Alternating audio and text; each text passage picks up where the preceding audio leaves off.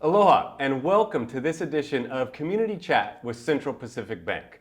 My name is Tim Sakahara, Corporate Communications Manager with CPB, and today we're talking about the connections and opportunities between Japan and Hawaii.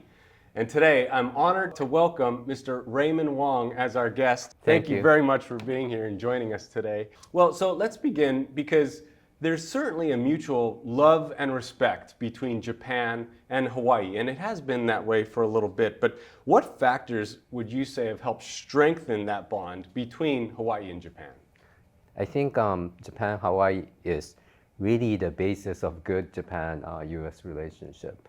So there are a lot of things going on now, but if we look back, literally hundreds years, 70 years of history, I think that's the basis. If you wouldn't mind, maybe please elaborate on how Japanese culture has also been woven into the Hawaii community. Oftentimes, weekends or at least monthly, we see festivals and temples and customs celebrated here in Hawaii. Talk about that. Any visitors, Japanese visitors come here, it's natural to see, like yourself, local Hawaiians with Japanese surnames. So we feel very comfortable, at ease, and start feeling that there's a lot of history that we touched upon. I was looking into various traditions that's kept on, and what I thought was interesting was like mochiko chicken. We don't call that fried chicken mochiko anymore, but somehow the locals here decided that they're gonna call this cuisine mochiko. And now when you go to Japan, and there are a lot of pop-up shops servicing mochiko chicken, it's really coming back circular. I thought that was very interesting. Originally, starting from the same purpose, but how the locals has developed into their own tradition, culture, living style, I thought that was very fascinating. And that makes all the Japanese that come here feel more comfort at ease to come to Hawaii, feeling that it's overseas, it's US, but it's very different from going to anywhere else. Yeah, well, I hope they feel comfortable, exactly. I mean, we certainly embrace our visitors from Japan. And yes, mochiko chicken is certainly a staple here in Hawaii. We have it frequently in our household for sure. That's interesting that it's gone back full circle back to Japan as well. Interesting. Well, what other cultural aspects would you say there are between Hawaii and Japan that you kind of think have helped contribute to the affinity between the states and the country?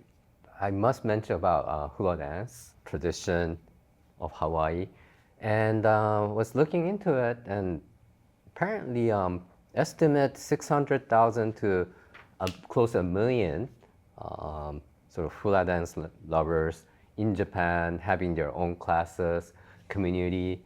It's not just being well embraced, but accepted as part of popular social activity in Japan. I would also mention about marathon. I'm a marathon runner. Honolulu Marathon is definitely one of the go-to things for athletes. But not just that, all the activities in North Shore in terms of surfing, triathlons in Honolulu, and as you touched, World Championship in Kona every year. Not just culture, but in terms of various activities. For Japanese, Hawaii is a go-to destination. Hawaii had carried long tradition of those activities that Japanese wants. You know, I think though, and you touched on it with the visitors from Japan, you know, we have visitors from all over Asian countries, but the most really are from Japan. Why do you suppose it is more from Japan than, say, the other Asian countries? It is one of the most prestigious places. It was the closest and most convenient holiday destination. Especially for older and affordable demographic in Japan. But of course, choice has increased with more flights flying to everywhere in the world, and a lot of, I guess, competitive destination that popped up, emerged the past 20, 30 years. But going forward, another lens is Hawaii would be a very attractive place for the next generation who are looking for better education, better quality of life. I think there will be more people looking to Hawaii as a foothold to start something in the United States. So the past prestige and good amount of circularity of people flow, I think will shift to newer type of younger generation who may want to go abroad to consider Hawaii as one of the top destinations. Well, we're a bank, so I have to ask financial questions as well, right? But how do global economic trends impact the future prospects of the Japanese yen and its role in international trade and investment? U.S. is the biggest economy in the world, and not just Japanese yen. The foreign currency exchange is really influenced by strength of U.S. economy. Hence, interest rate will remain high and longer than what people have been expecting. And that would mean that U.S. as a currency will strengthen, and Japan as a currency will continue to slide against U.S. despite the fact that finally Japan has changed their monetary policy.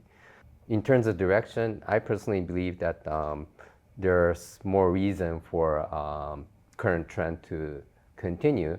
So for those people who are looking for Japanese tourists to come in, it may be a tough environment, but it's a great opportunity for U.S.